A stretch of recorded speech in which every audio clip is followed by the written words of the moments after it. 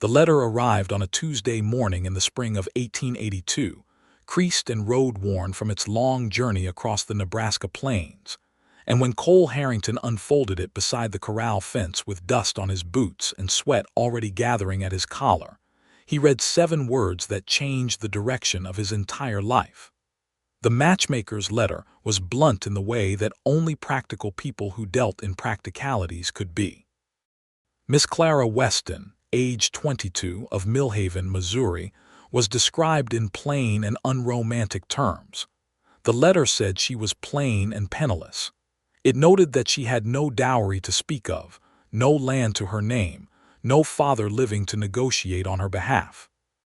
Her mother had passed 2 winters prior, and Clara had been keeping herself alive through seamstress work and the occasional teaching of reading to farm children in the area.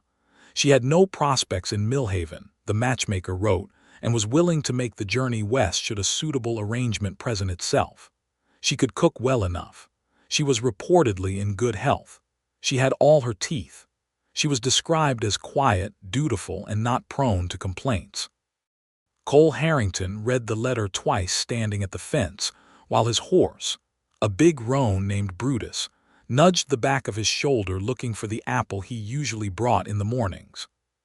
He had forgotten the apple that morning. He had forgotten a lot of things lately, since the ranch had grown too quiet after his foreman Jacob had taken his family to Oregon and left him with only the land and the cattle and the wind blowing through the tall grass without any human voice to interrupt it. Cole was 30 years old, which in 1882 Nebraska meant he was past the age when most men had already settled with families. His ranch was a good one. Not grand, not wealthy by any Eastern standard, but solid. He had 400 acres of rolling grassland south of the Platte River, a sturdy 2-room house he had built himself with the help of neighboring ranchers 3 summers ago, a good well, a barn that did not leak, and roughly 260 head of cattle that were his pride and his livelihood. He had worked hard for every board and every nail and every fence post on that land. He had arrived in Nebraska at 23 with $40, a horse, and a bedroll, and he had built everything from the raw earth up. What he did not have was anyone to share it with. He was not a man who complained about loneliness. He had grown up in Tennessee, the youngest of 5 brothers, and had learned early to keep his feelings folded up neat and put away where they would not trouble anyone. When he had come west, he had brought that habit with him. He worked hard. He was fair with the men he hired seasonally. He was respected in the nearest town of Hadley Creek, which lay 6 miles north by dirt road, and he paid his debts on time. The women in Hadley Creek were either already married or not interested in a man who smelled like cattle and spent more time talking to horses than to people. He had written to the matchmaking service in Kansas City on the advice of his neighbor, a gruff Swede named Lars Bergman, who had done the same thing 4 years ago and was now happily overwhelmed with a wife, 2 sons, and another baby arriving in autumn. Lars had said it was the most sensible thing a man could do when the frontier made normal courtship nearly impossible. Cole had sent his letter in February without telling anyone else, because it was the kind of thing he did not want to explain before he knew whether it would amount to anything. And now here was the response. He read the description of Clara Weston a 3rd time, plain and penniless. He stood there in the spring morning with the wind coming off the grass smelling of wild clover and fresh soil, and Brutus still nudging his shoulder, and something moved in him that he could not quite name. Not pity, something closer to recognition. He went inside and sat at the rough wooden table where he ate his meals alone and wrote out bills and kept his accounts. He found a piece of clean paper, which he kept in the small desk drawer for correspondence, and he dipped his pen in the ink bottle. He thought for a long time about what to write. He was not a poetic man. He had never written a love letter in his life, and this was not exactly a love letter, but it was something. It was an answer to a description of a woman who had been summed up as not much, and he felt strongly that not much was not a fair accounting of any human being. He thought about what it would mean to arrive somewhere new with nothing but your own hands and your own will. He had done that himself. He knew what it felt like to have the whole world look at you and calculate your worth down to $40 and a horse. He wrote, "Miss Weston, I received the letter describing you from Mrs. Calloway's matching service. The letter said you are plain and penniless. I want you to know that plain and penniless are not marks against a person. I am a rancher in Nebraska, and I came here with nothing but the clothes on my back and the will to work. I have built something good here, and I would like to share it with someone who is not afraid of hard work or wide-open skies. I do not need a woman with a dowry. I need a partner who means what she says and says what she means. If that sounds like you, I would be glad to have you make the journey. I will arrange and pay for your travel. My name is Cole Harrington. My ranch is the Harrington Spread south of Hadley Creek, Nebraska. I have 400 acres, good cattle, and a house that could use a woman's hand. I am 30 years old. I have never been married. I am told I am decent enough company once you get past the quiet. Write back if you are willing." He paused, read it back, and then wrote 2 more words at the bottom before signing his name. The 2 words were, "Perfect." He folded the letter, addressed it, and rode into Hadley Creek that same afternoon to put it in the post before he could talk himself out of it. He told himself the whole ride there and back that this was a practical arrangement. 2 practical people making a sensible decision. That was all. He did not allow himself to think much beyond that, because thinking too far ahead about things that had not yet happened was a habit that led to disappointment. He did not expect to think about that letter again so soon. But that night, lying on his back in the dark with the spring wind moving against the windows and the far-off sound of cattle settling for the night, he thought about a woman in Missouri reading his response, and he found himself hoping very much that she would write back. Clara Weston received Cole Harrington's letter on a Friday afternoon in early April, delivered by the post to Mrs. Calloway's modest office on the main street of Millhaven. Because Clara had given that address for correspondence rather than her own, not wanting her landlady to know her business before she had decided what her business was going to be. She read the letter sitting on a wooden bench outside Mrs. Calloway's office with the spring sun on her face and the sound of wagon wheels and horse hooves on the street around her. She read it once quickly and then sat very still with it in her hands and read it again slowly. She had been prepared for dismissal. She had given Mrs. Calloway permission to describe her honestly because she had too much pride to be taken somewhere under false pretenses only to arrive and see the disappointment on a man's face.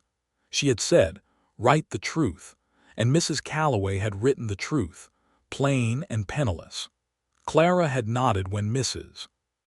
Calloway read it back to her because that was accurate, and there was a certain grim dignity in accuracy.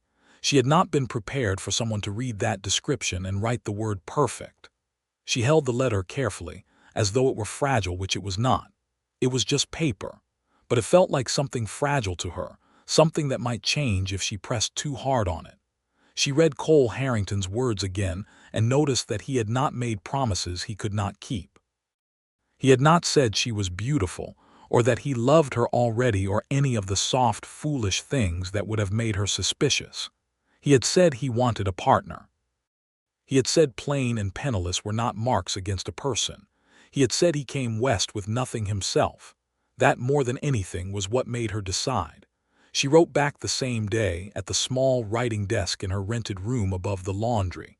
She wrote, "Mr. Harrington, I received your letter and I thank you for the kindness in it. I want to be honest with you as well, since we are beginning on honest ground. I am not beautiful by any common standard. I am brown-haired and brown-eyed and of ordinary height and ordinary build. I have been told I have a plain face but a strong character, and I believe that is a fair accounting. I am hardworking and I do not complain about difficult circumstances. I can cook, sew, and read well. I was teaching reading to farm children here before the families moved on, and there was no more work. My mother is gone and I have no family left in Millhaven. I have thought carefully about what it means to travel to a stranger and build a life on trust, and I believe that if two people are willing to be honest with each other and to work together, something real can grow from that. I am willing, Mr. Harrington, if you are. I can be ready to travel within the month. She signed her name and sealed it before the part of her that was afraid could overrule the part of her that was brave. The exchange of letters that followed over the next 3 weeks was not long in quantity but significant in weight. Cole wrote back within days of receiving Clara's letter, and his correspondence had a plain, straightforward warmth to it that she found more comforting than elaborate declarations would have been. He told her about the ranch, described the land in a way that made her feel she could see it, told her what to expect on the journey west. He arranged through the stage line and the railroad for her travel, and sent the money for the ticket along with a letter that said simply, "Come when you are ready. I will be at Hadley Creek Station on whatever day you arrive. Send word of the date when you know it." Clara settled her few accounts in Millhaven, returned the room above the laundry with a week's notice to her landlady, packed her belongings into a single trunk and one carpetbag that she could manage herself, and said her quiet goodbyes to the few people she knew well enough to say goodbye to. Mrs. Calloway pressed her hand and said she hoped it would be everything good. Clara thanked her, and did not say that she had lowered her expectations deliberately to make room for whatever was real. She boarded the westbound train on the 14th of May, 1882, with her trunk in the luggage car and her carpetbag on the seat beside her, and the unfamiliar landscape beginning to roll past the windows as Missouri fell away behind her. She had never been on a train before. She had never been more than 30 miles from Millhaven in her life. The world was enormous, and she found that out over the course of 2 days of travel, watching the land change from the wooded rolling hills of Missouri to the flat immensity of the Kansas plain, and then northward into Nebraska, where the sky became so wide, it seemed impossible that it was the same sky that had hung over her small life in Millhaven. The grass went on forever. The horizon was a clean straight line. The sky was a color of blue that had no name she knew.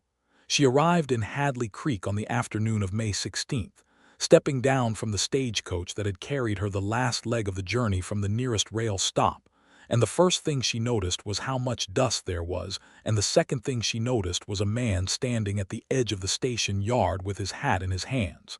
He was tall. That was the first thing. Tall and lean, with the kind of build that came from years of physical work, wide through the shoulders and long in the leg. He had dark hair that needed cutting and a jaw that was shadowed with several days of beard. His face was weathered and angular, not handsome in any classical sense, but strong. He had the look of a man who had been in the sun and wind for years and had come to terms with it. He was wearing a faded blue shirt and dark trousers and worn boots, and a hat he was holding in his hands rather than wearing on his head, which she would later learn was his way of showing respect. He was watching the stagecoach with an expression of careful attention that gave nothing away, and when Clara stepped down onto the dusty ground of Hadley Creek, Nebraska, he looked at her for a moment with those steady gray eyes, and then he walked toward her. "Miss Weston," he said. "Mr. Harrington," she said.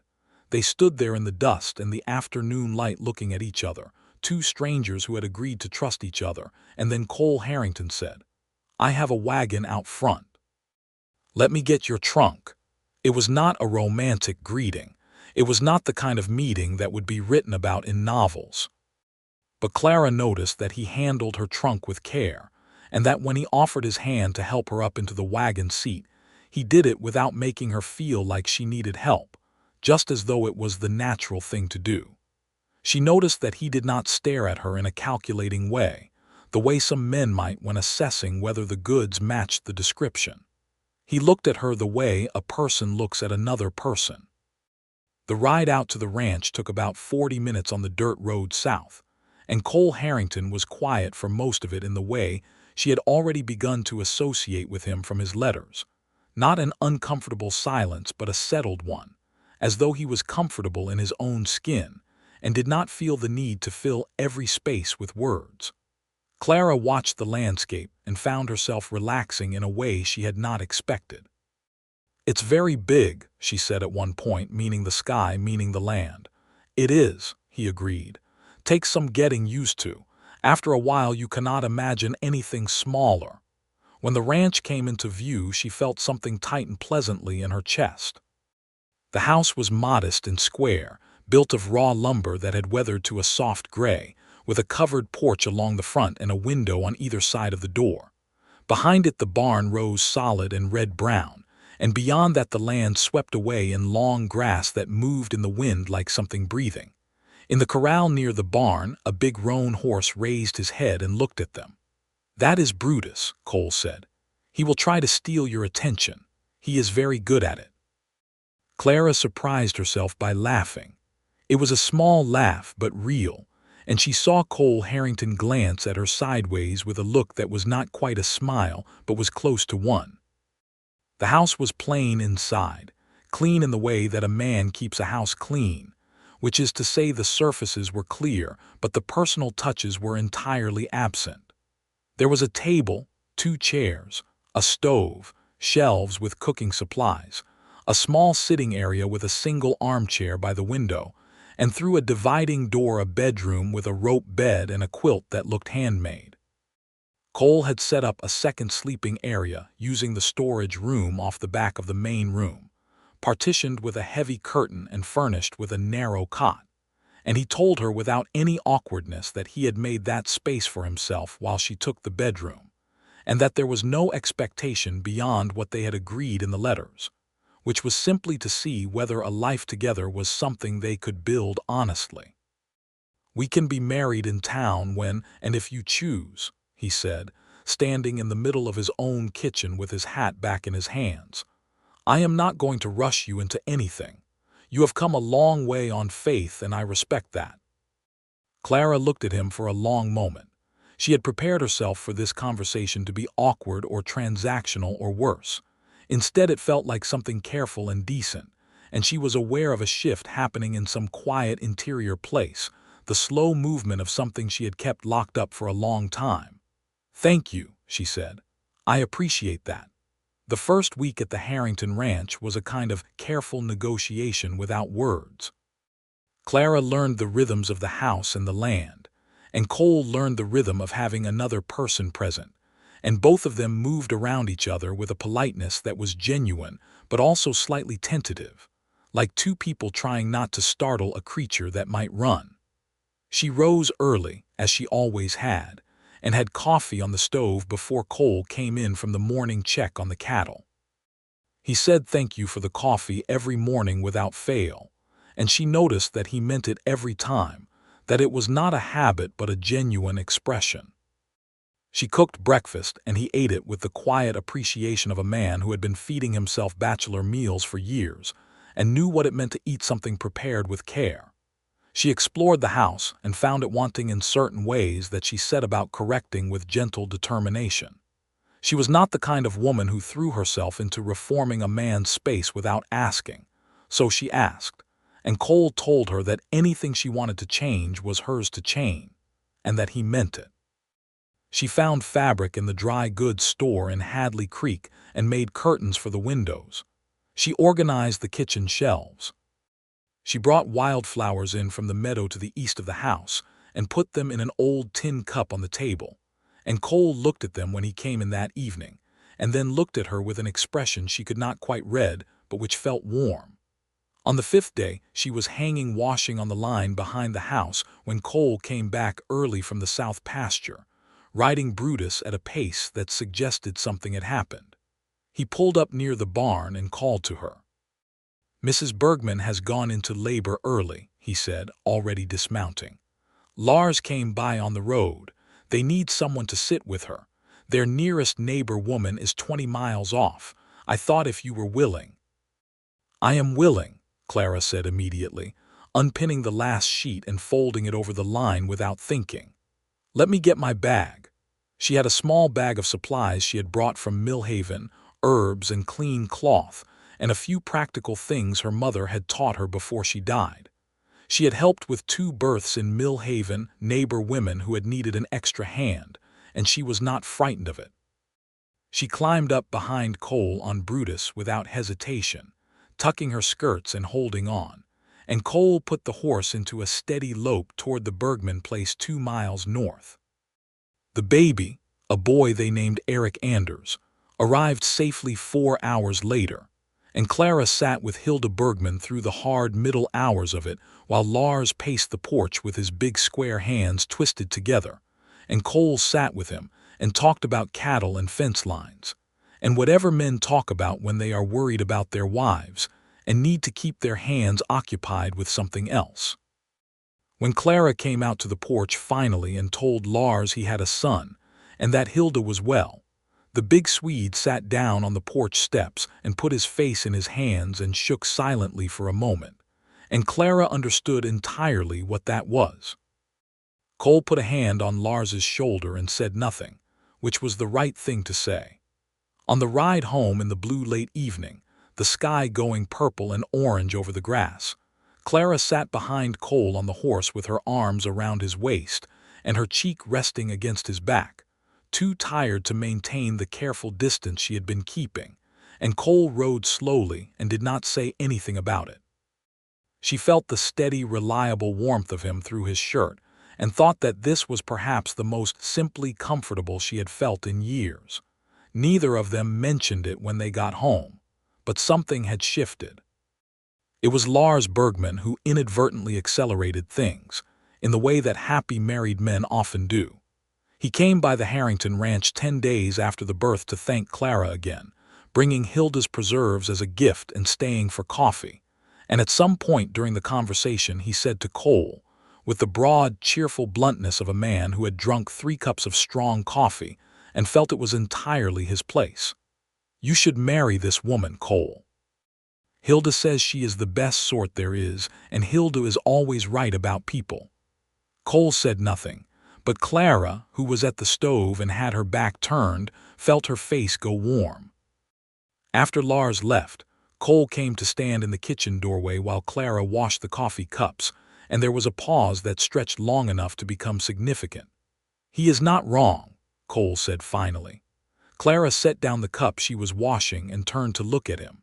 He was leaning against the doorframe with his arms crossed, and his expression was the one she had come to recognize as the one underneath his quietness, the one that said things he did not always manage to put into words.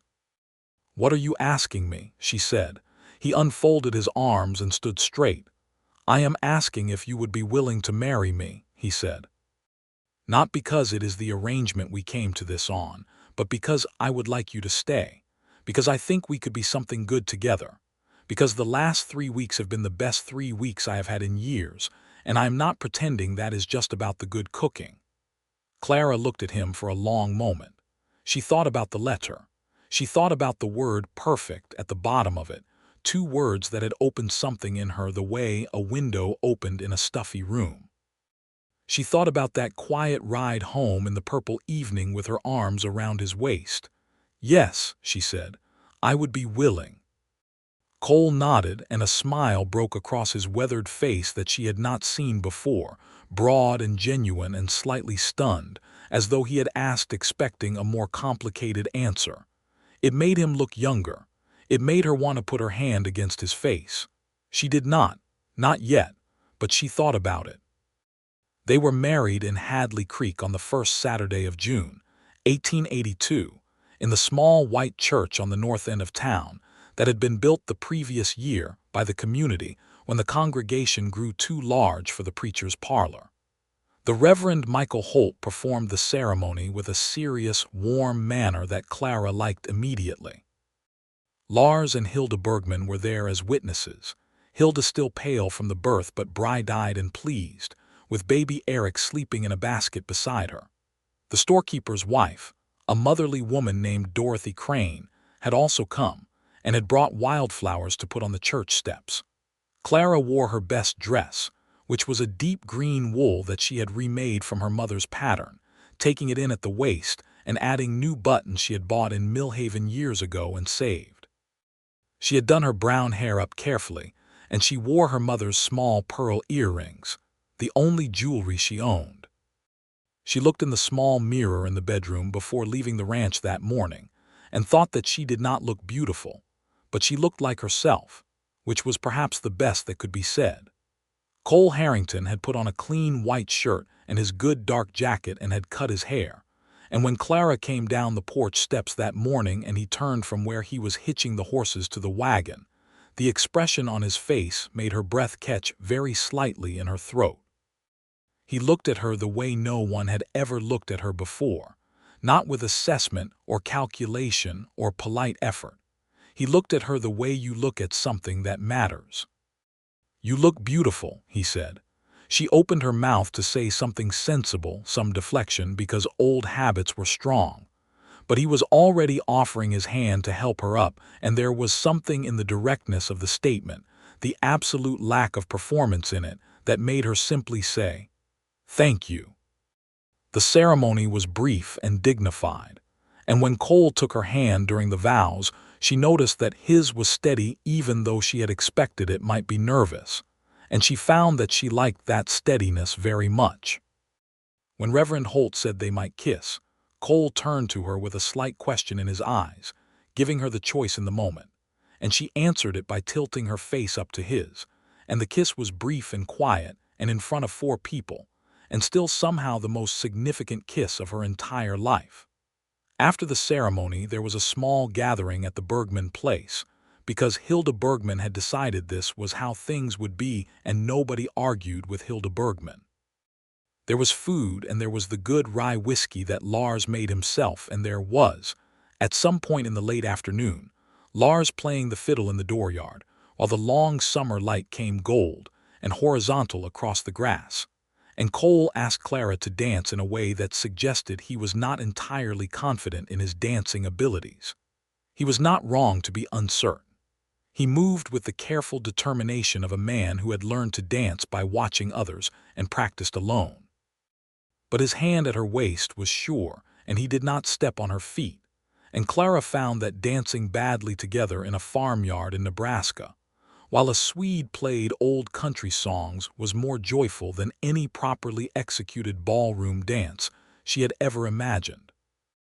They rode home in the lingering summer dusk, side by side on the wagon seat, and the silence between them was different now, warmer, more intimate, full of the particular quiet of 2 people who have crossed a threshold together and are still becoming accustomed to what is on the other side.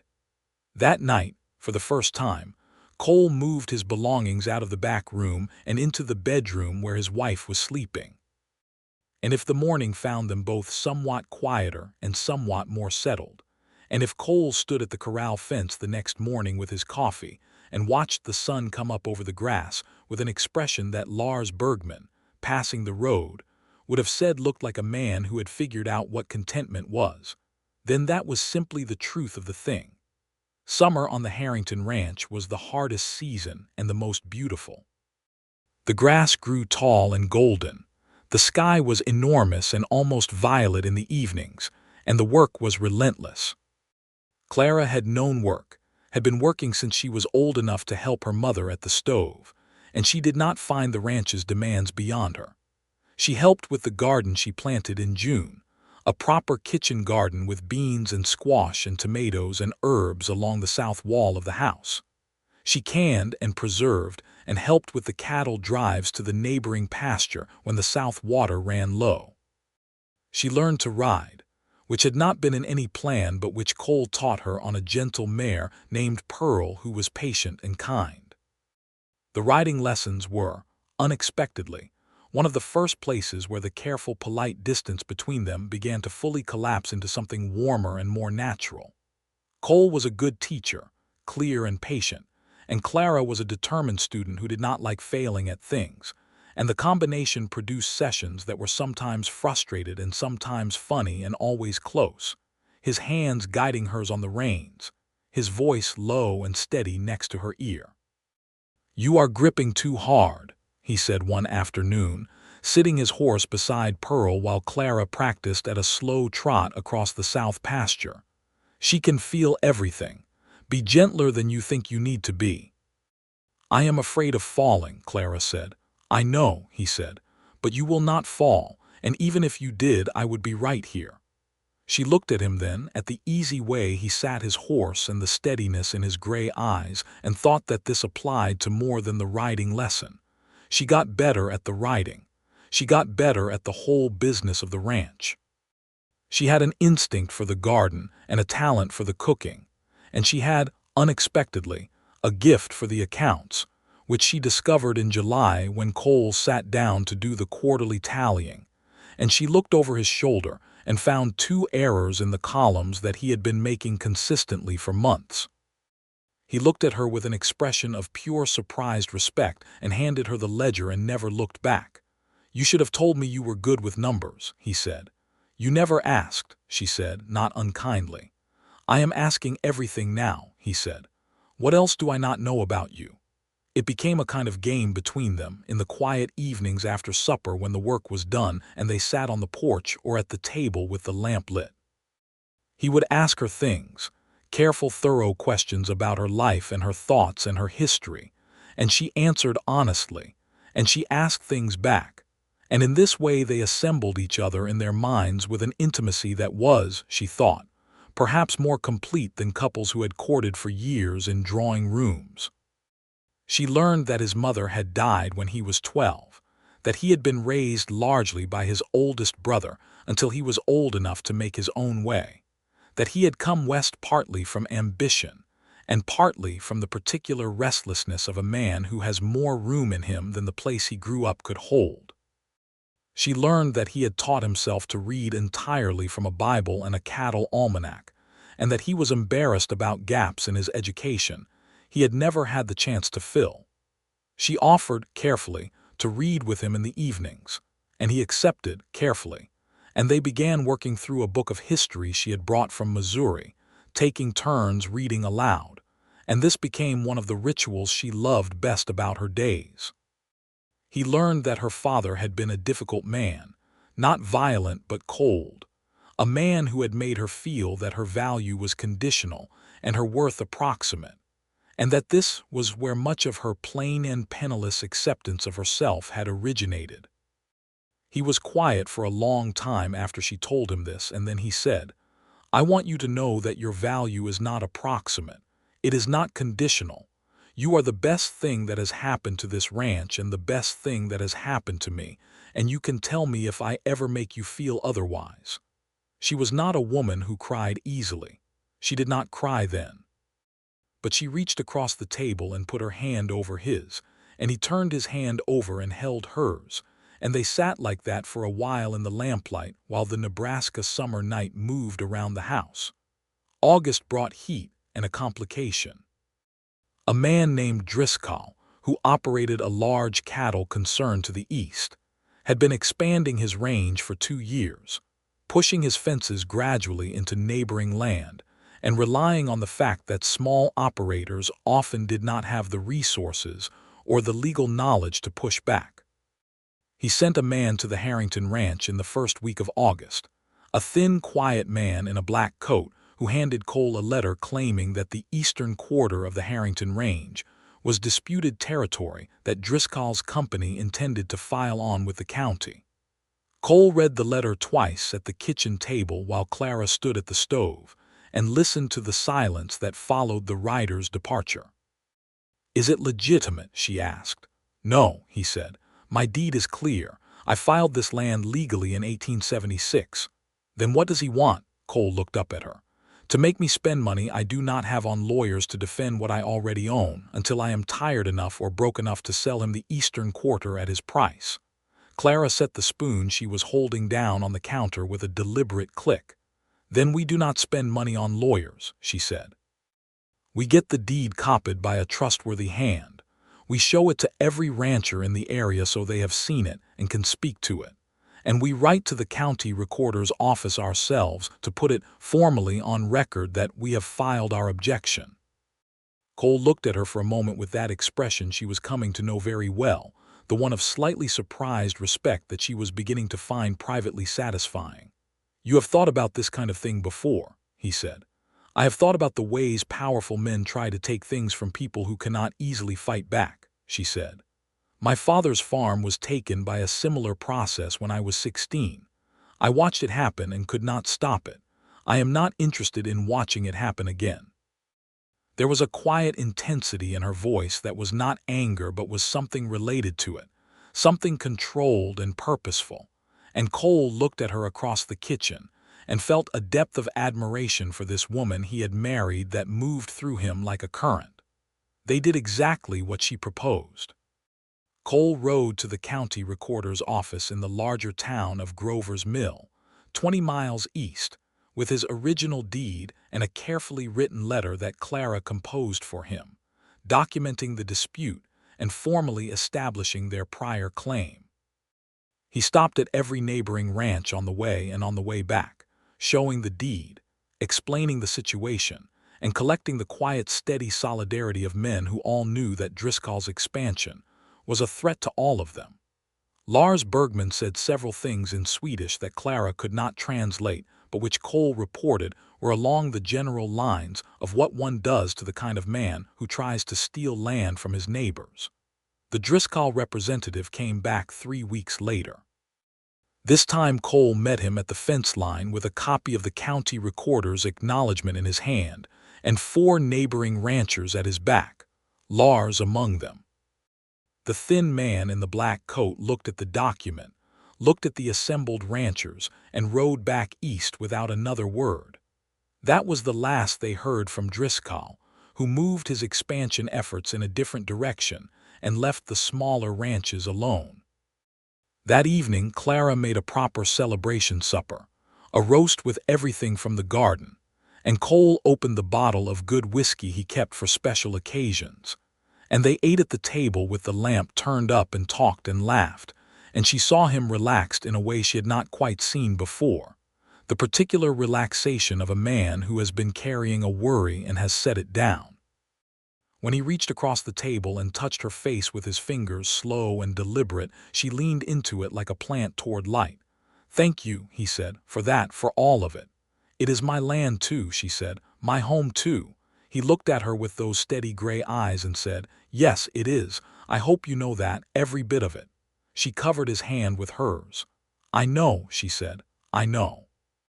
Autumn came with gold and fire across the grassland, the light going amber and the nights going cold, and the work shifted to the preparations for winter, the laying in of stores and the mending of fences and the checking of the barn roof, and the 10,000 small tasks that the ranch required before the Nebraska winter arrived in earnest. Clara had never experienced a prairie winter, and she prepared for it with the thoroughness she applied to everything, listening carefully to Hilda Bergman's advice and to Dorothy Crane at the store in Hadley Creek, laying in flour and salt and preserved goods, and making sure the woodpile reached the roof of the lean-to shed. She was also, by October, fairly certain that she was going to have a baby.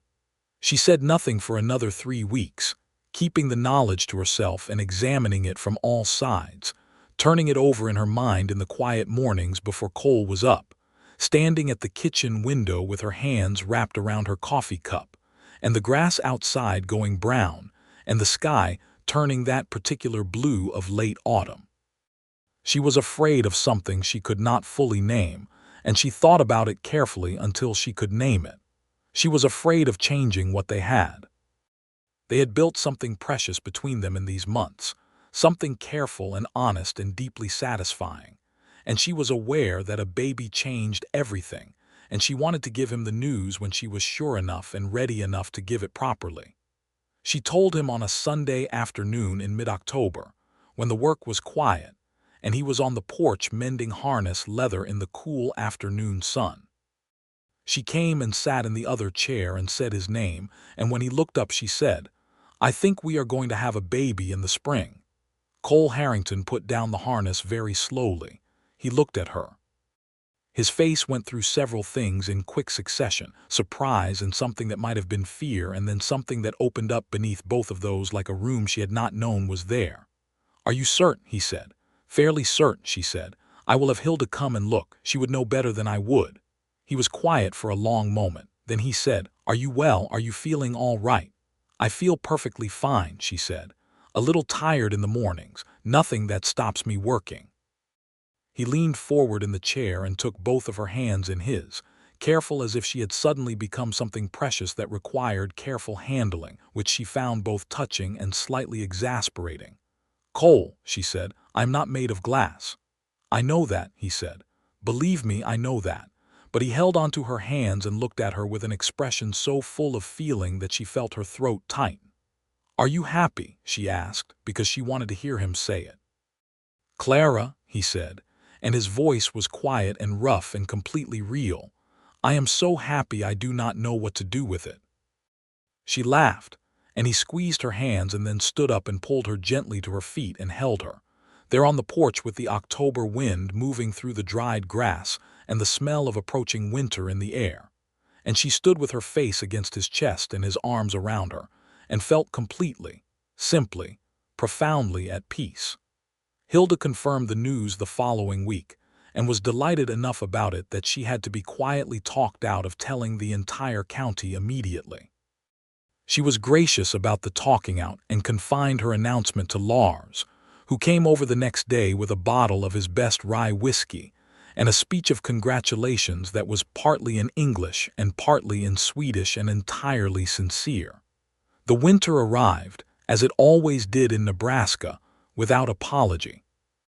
The first snow fell in November, light and exploratory, and by December the real cold had settled in, deep and wide and uncompromising, the kind of cold that made the walls of the house crack at night and the horse's breath come out in great white clouds, and the world narrow down to the immediate and the necessary.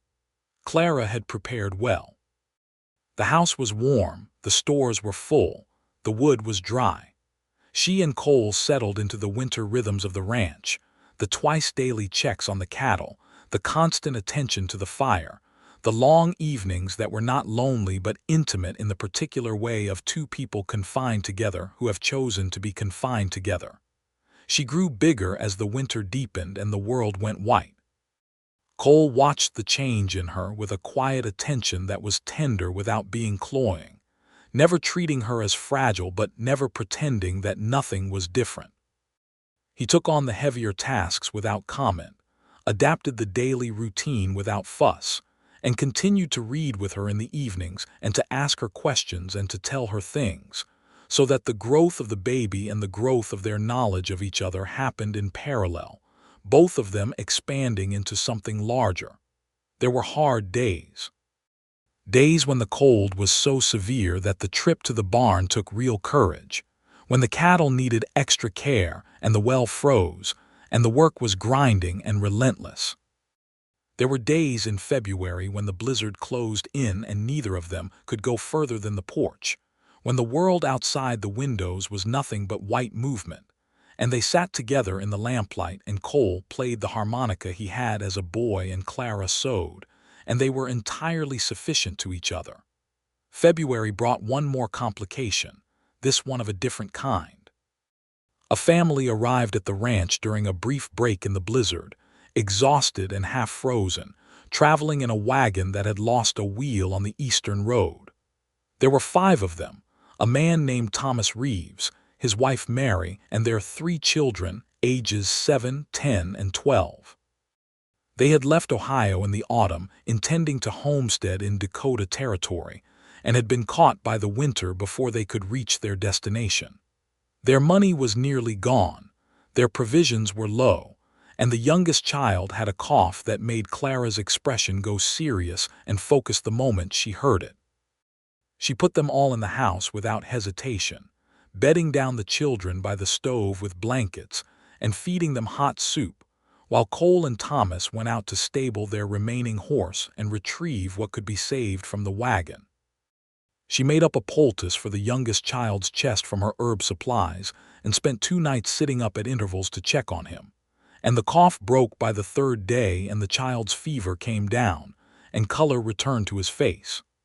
Mary Reeves cried when the fever broke, sitting at the kitchen table with her face in her hands, and Clara sat beside her and said nothing because there was nothing to say that was better than presence.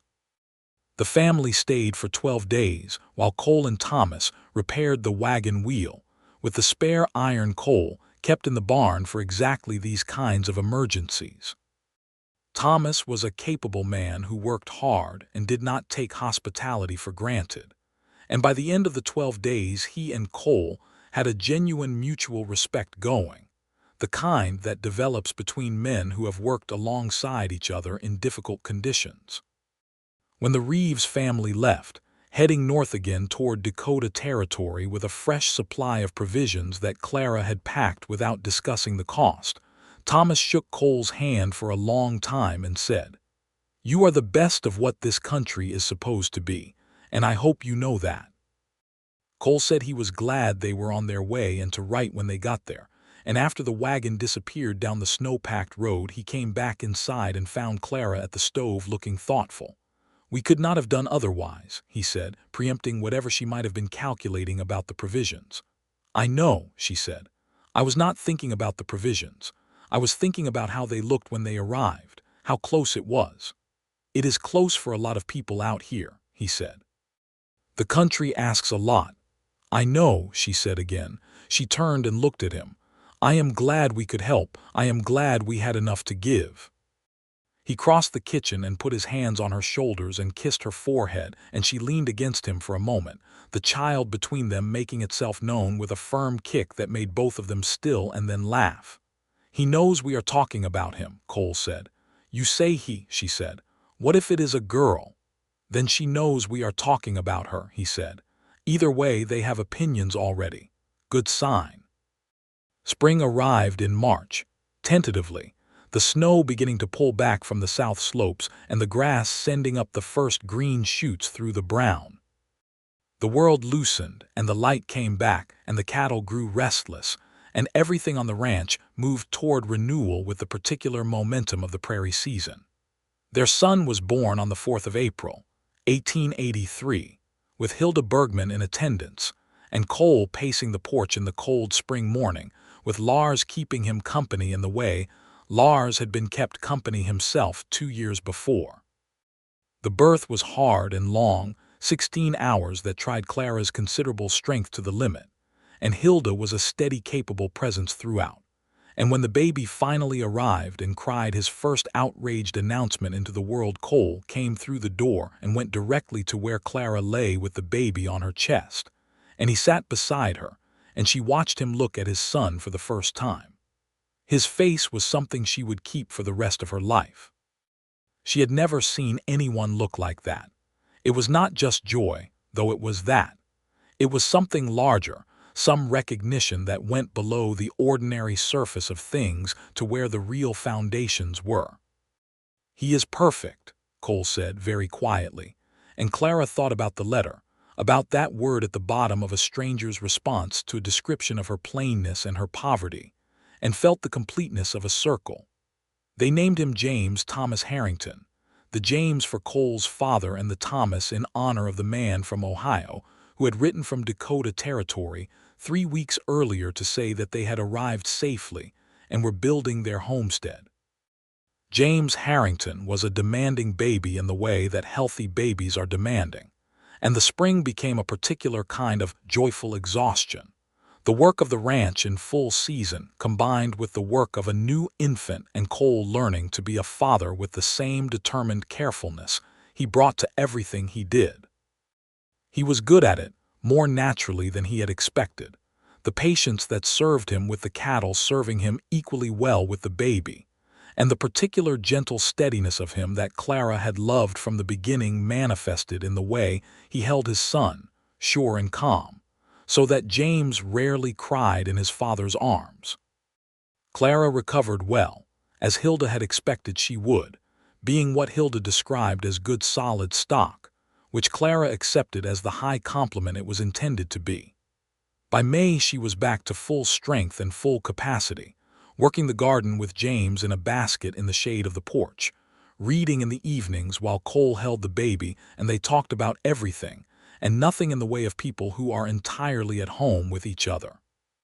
Summer came again, the second summer, and it was better than the first because it was easier, because they knew each other now without reservation, because the ranch had had a good winter and the cattle count was strong and the garden was producing well, and there was a feeling of rightness about it all that was quiet and deep and entirely real. In July, a letter arrived from Thomas Reeves in Dakota Territory. The homestead was growing.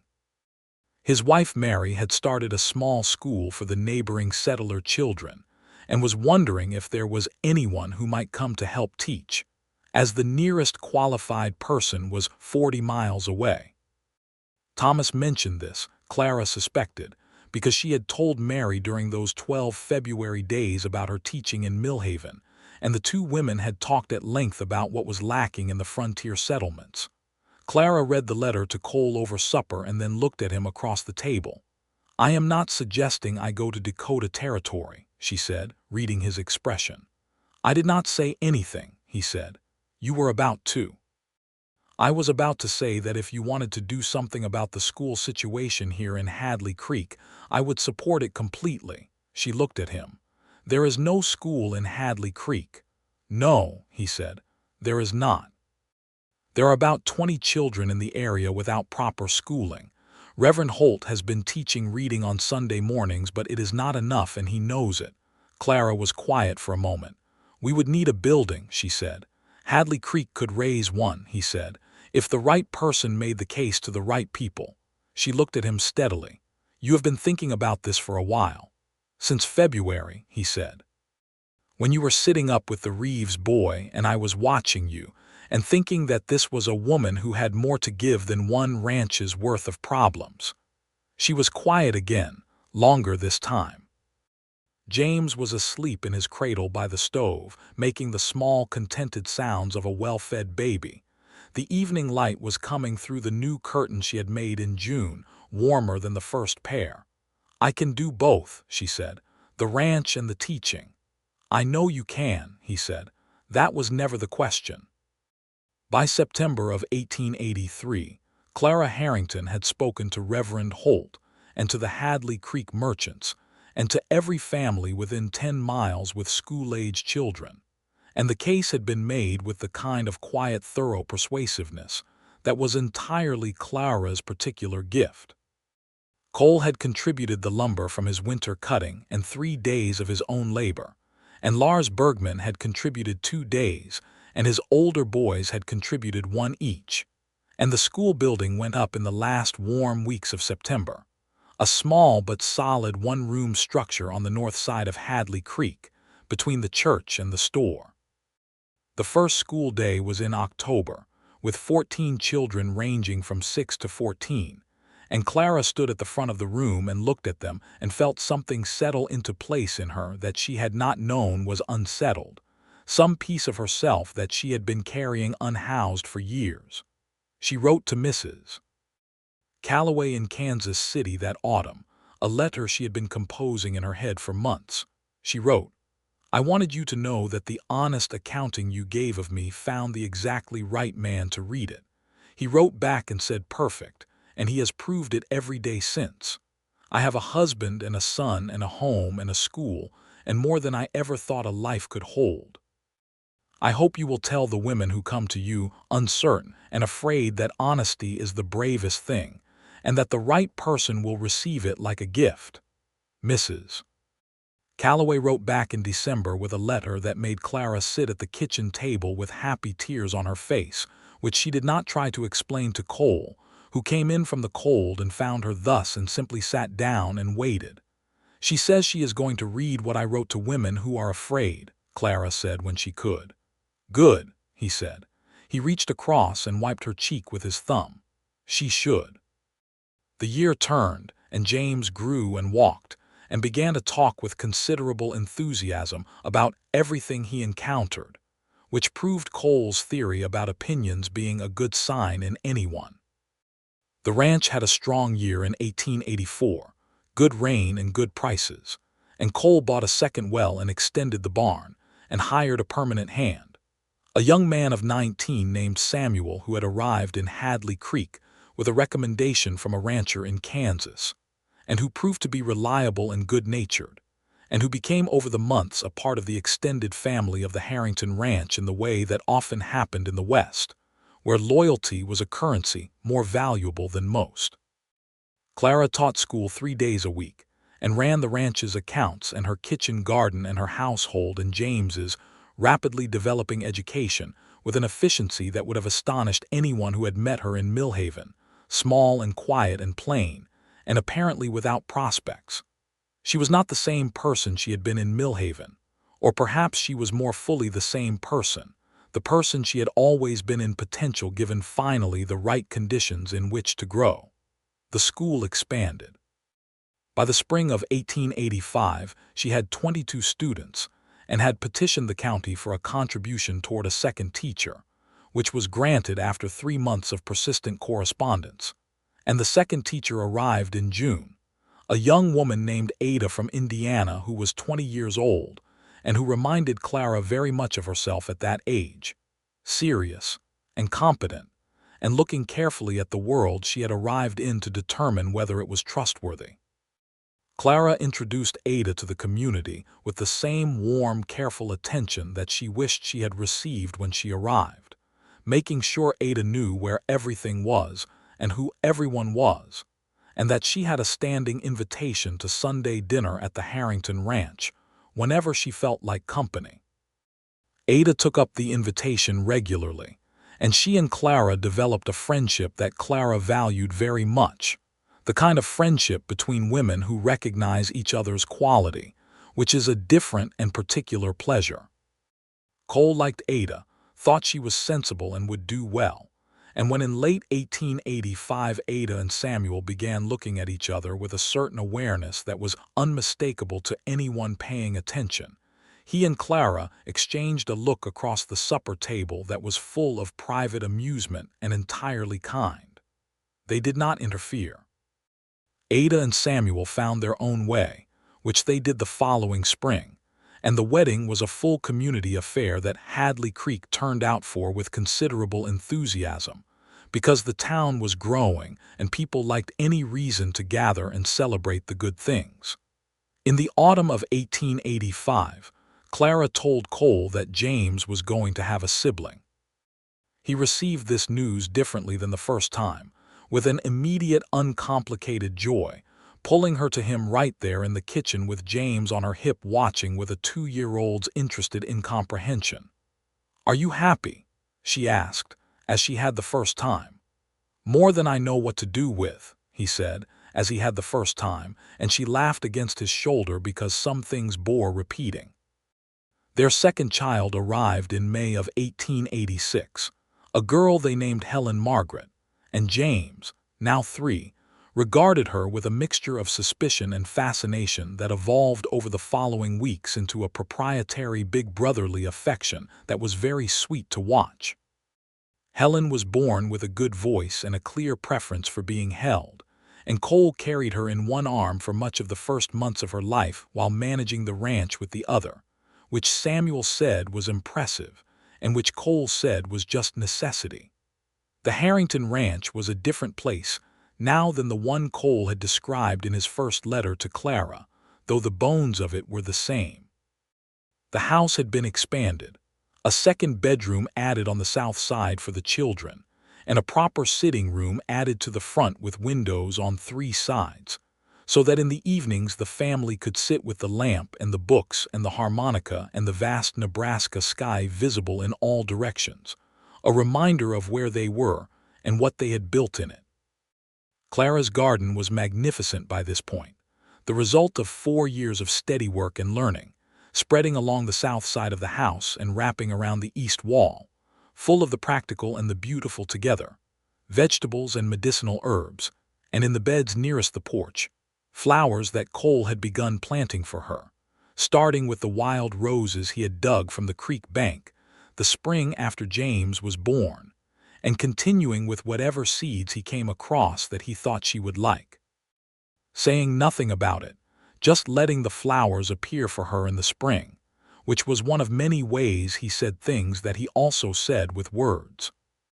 On a Sunday evening in October of 1886, Clara sat on the porch in the late light with Helen sleeping in her lap and James playing in the yard with a carved wooden horse that Lars Bergman had made him, and Cole came out from the barn and saw her there, and stopped for a moment before he walked up to the porch. He stood at the porch steps and looked at her in the long October light, the golden grass behind him and the sky going orange at the edges, and something moved in his face that she recognized, the particular expression of a man counting his blessings in real time. "Come sit with me," she said. He came up the steps and sat in the chair beside her, close enough that their arms touched, and they watched James march his wooden horse through the dirt and listened to the wind in the grass and the far-off sound of the cattle settling and the small sleeping sounds of their daughter. "For years," she said. "For years," he agreed. She looked at him sideways. "Are you sorry for anything?" He was quiet for a long time, which with Cole meant he was taking the question seriously. "I am sorry it took me until I was 30 to be smart enough to write that letter," he said finally. "I am sorry for the years before you that were just work and quiet. That is all." She looked down at Helen asleep in her lap. "I would not take back the years before either," she said. "They made me the person who knew how to read your letter right." He reached over and put his hand over hers where it rested on Helen's back, and she turned her hand and held his, and the evening settled around them, warm and enormous and full of everything good. In the spring of 1887, Clara received a letter from Thomas and Mary Reeves in Dakota Territory. The homestead was thriving. The school Mary had built had grown to 30 students. Thomas had been elected to the local district council. Their youngest child, the boy who had coughed through the blizzard on the Harrington Ranch floor, was now 7 years old and apparently the most enthusiastic reader in Mary's school. They were coming south in the summer to visit people they considered among the dearest they had made in their years on the frontier. The Reeves family arrived in July with their wagon and their children, and considerably more laughter and confidence than the frozen, exhausted family who had arrived at the ranch gate in the February blizzard 5 years before. Thomas Reeves had the look of a man who had found his purpose, and Mary Reeves had the look of a woman who had built something she was proud of. They stayed for a week, and it was the best week the Harrington Ranch had seen in recent memory. Mary and Clara talked for hours, sitting on the porch or at the kitchen table, the way women talk when they have real things to say to each other. They talked about the schools and about what the territory needed and about raising children in the West and about the particular freedom and particular hardness of this life and how both things were true at the same time. James and the Reeves children played in the yard until dark every day, and Cole and Thomas worked together in the mornings and talked in the evenings and built the kind of friendship that men build when they have already been tested together and found each other sound. On the last evening, when the children were in bed, and the 4 adults sat on the porch with Lars's rye whiskey, and the stars spread magnificently overhead in the absolute black Nebraska sky, Thomas said, "You know what I remember most about that February? I remember coming through the gate in the snow and the cold and thinking there was no help left, that we had used up all the luck we had. And then there was the light in your window." Cole said nothing. Clara said nothing. "It did not seem like a small thing then," Thomas said. "It does not seem like a small thing now." The stars went on overhead, the same stars that had been there before any of them arrived, the same stars that had watched over the grass and the wild rivers and the long, slow changes that brought people west looking for something worth building. The wind moved through the tall grass with its familiar sound. "It was not a small thing," Clara said quietly. "But it was not only us. It was what the country is supposed to be if people choose to make it that, if they choose to leave the light on." Thomas looked at her and then at Cole. "That is why I am teaching my children about this place," he said. "Not just the hardship of it, the generosity of it." They stayed quiet after that for a comfortable while, and the night was warm and the stars were vast and the house behind them held their sleeping children and their ordinary, extraordinary lives, and it was enough. It was more than enough. It was everything. The Reeves family left the next morning with embraces all around and promises to write and to visit again, and Clara stood in the yard with Helen on her hip, watching the wagon go down the road until it disappeared in the distance, and Cole came and stood beside her and she leaned against his arm. "They are good people," she said. "Yes," he said. "We are lucky in the people we know." "We are lucky in everything," he said. "I have thought that for a long time." She looked up at him. He was looking down the road where the Reeves wagon had gone, and the morning light was on his face, and the wind was moving his dark hair that still needed cutting even after 5 years, some things being stubbornly permanent, and she thought about the letter with its honest accounting of a plain and penniless woman, and the cowboy who had written back with a single word that had meant the beginning of all this. "Perfect," she said aloud, quietly, almost to herself. He looked at her, a question in his gray eyes. "I was thinking about your letter," she said. "The first one, what you wrote at the bottom." "I meant it," he said. "I know you did," she said. "That was the extraordinary thing. You did not know me at all, and you meant it completely." "I knew enough," he said. "I knew someone had told you that you were plain and penniless as though those were the whole of you, and I knew that was wrong. The rest of it I was right about too, but that was the part I knew." She took his hand and held it, James pulling at her skirt with something urgent to show her from the garden, Helen making sounds of opinion about being on a hip when she could be on the ground. Cole reached over and took Helen from her so Clara could bend down to James's level and see the remarkable caterpillar he had found on the bean plants, enormous and bright, and astonishing in the way that caterpillars are when you are 4 years old, and the world is still full of first things. Life went on like that. In the way of good lives, it accumulated quietly, each day adding to the thing they had built together, each season turning to the next, each year settling into the foundation of a history that was theirs alone.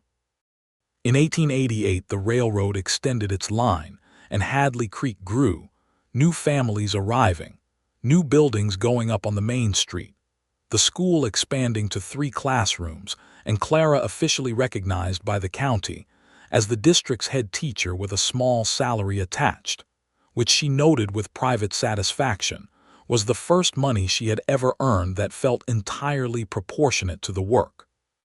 The town put in a proper well and a meeting hall, and the community that had been a loose collection of ranches and one store became something with a shape to it. Cole expanded the ranch that year as well, purchasing the 40 acres along the eastern fence from an older man named Crawford who was retiring to live with his daughter in Kansas City.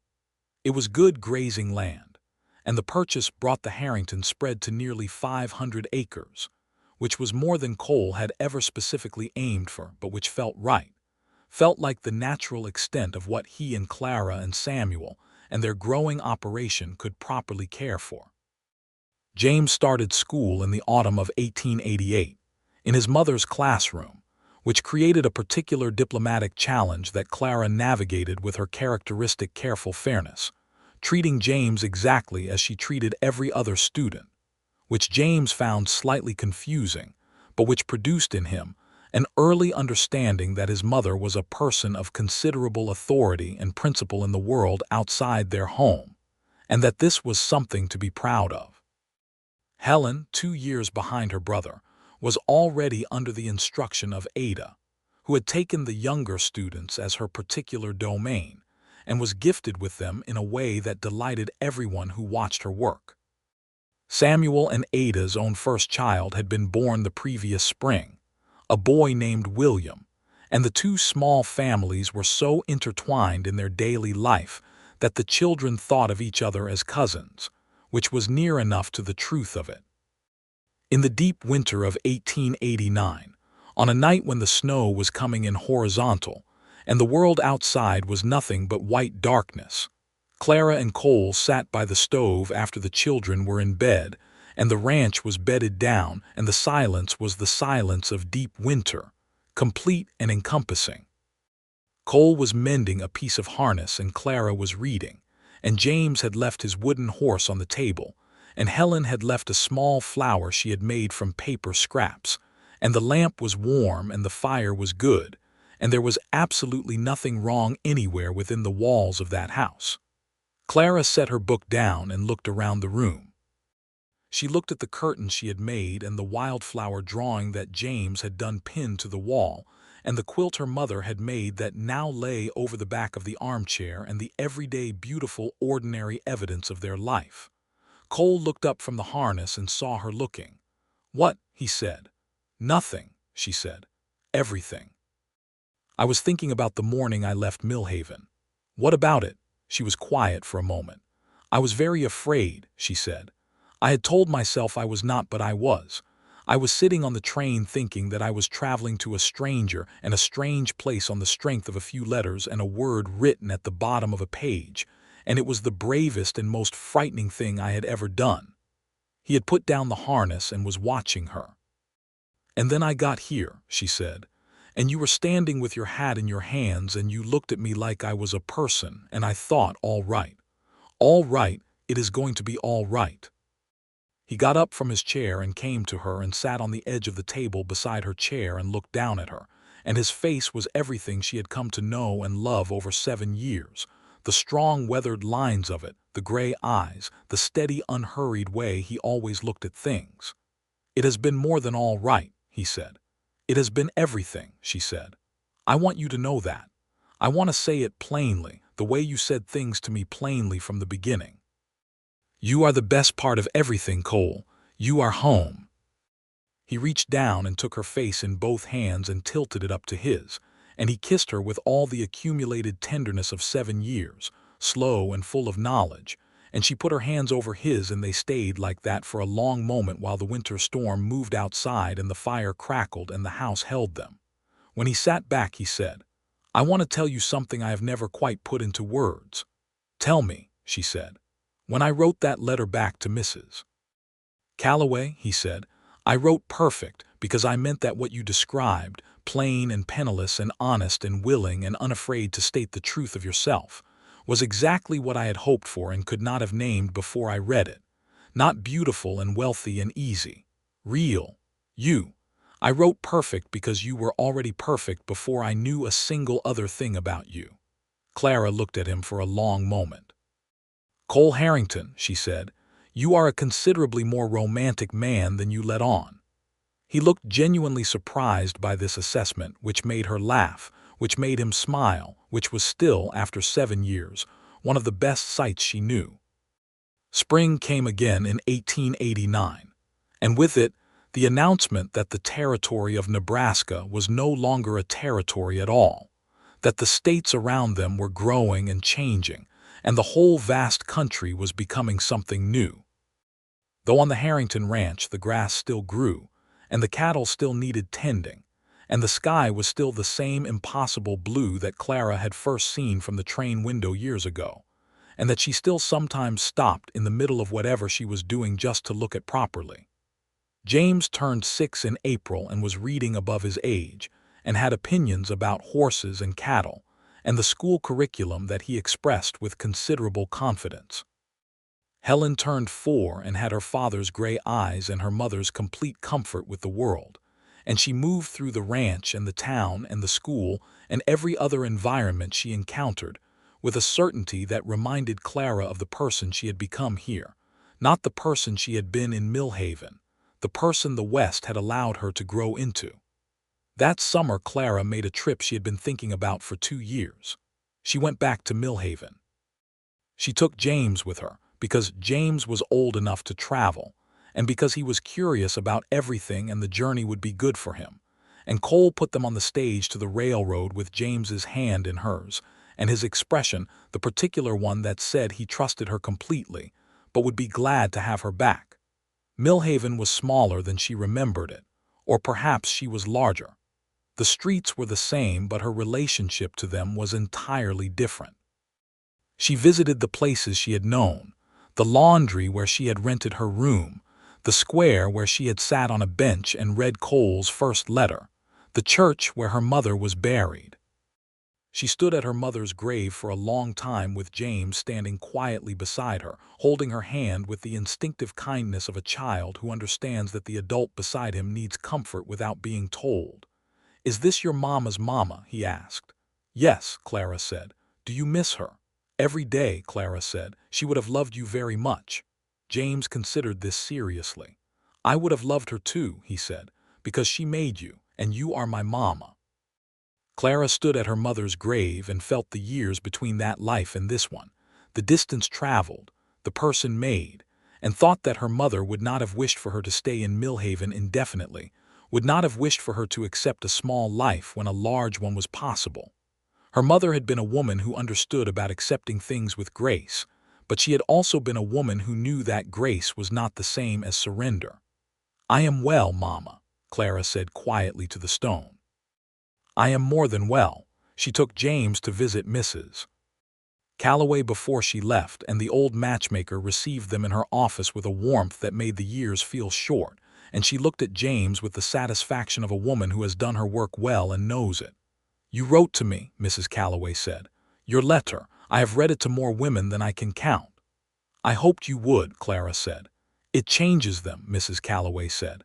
"The way you described it, that honesty can be received like a gift, that the right person will see it rightly. It changes how they think about themselves before they even begin." Clara thought about that the whole journey home, the train carrying her back west, and then the stage carrying her north through the Nebraska grass in the late summer heat. And when the ranch came into view in the late afternoon light, the house and the barn and the garden and the corral and Cole on the porch in the distance, standing up when he heard the stage, she felt the truth of it so completely that it had nowhere further to go. He walked out to meet them on the road, James already leaping from the stage before it fully stopped and running toward his father, and Cole caught him and held him up and looked over his head at Clara coming down from the stage with her bag, and his expression was the one she had loved for 7 years, open and sure and completely hers. "Welcome home," he said. "Thank you," she said. "For the 100th time or the 1,000th, thank you for writing that letter." He handed James to the ground and took her bag and offered his arm.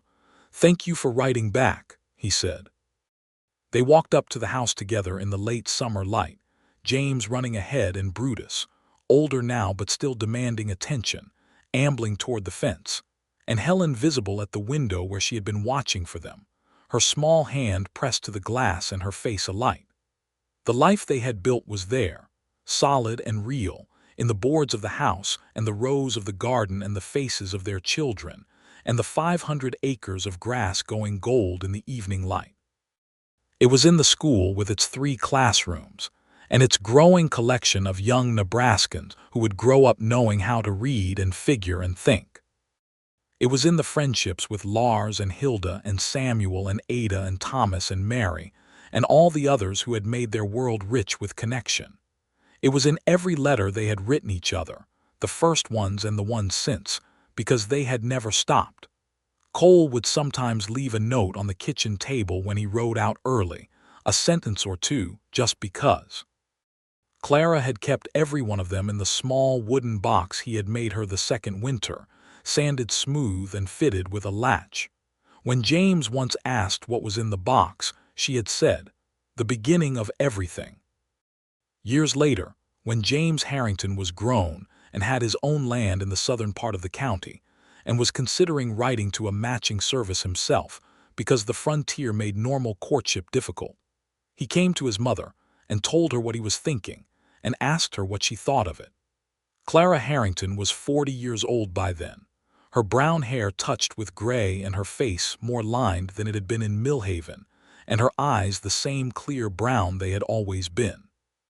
She was sitting at the kitchen table where she had always sat, the table that had been in this kitchen since before she arrived, the table where she had written letters and kept accounts and helped with homework and made her plans, and she looked at her son, who was tall like his father and quiet like his father and good like his father, and she said, "Tell them the truth about yourself. All of it, the honest whole of it. And if the person writes back and says perfect, then you will know." James looked at her for a moment and then said, "Did that happen to you?" "It happened to me," she said. "It is how your father and I began. He wrote that word and I knew he meant it, and everything we have came from that one true thing." James was quiet for a moment. Then he said, "That is a good story." "It is the best story I know," Clara said, "because it is ours." Cole came in from the yard a few minutes later, older and more weathered and entirely himself, and looked at his son and his wife at the table and said, "What are we talking about?" "Letters," Clara said. He looked at her and a smile crossed his face, slow and real, the smile she had first seen in Hadley Creek on the day she said yes, the one that made him look young. "Good letters or bad letters?" "The very best kind," she said. He sat down at the table between his son and his wife, and the evening gathered around them. And the lamp came on in the window of the Harrington Ranch south of Hadley Creek, Nebraska, the same light it had always been, steady and warm and visible from the road. The grass went on forever, and the sky was endless, and everything that had begun with honesty and one true word remained exactly what it had always promised to be, plain and penniless and completely, entirely, perfectly enough.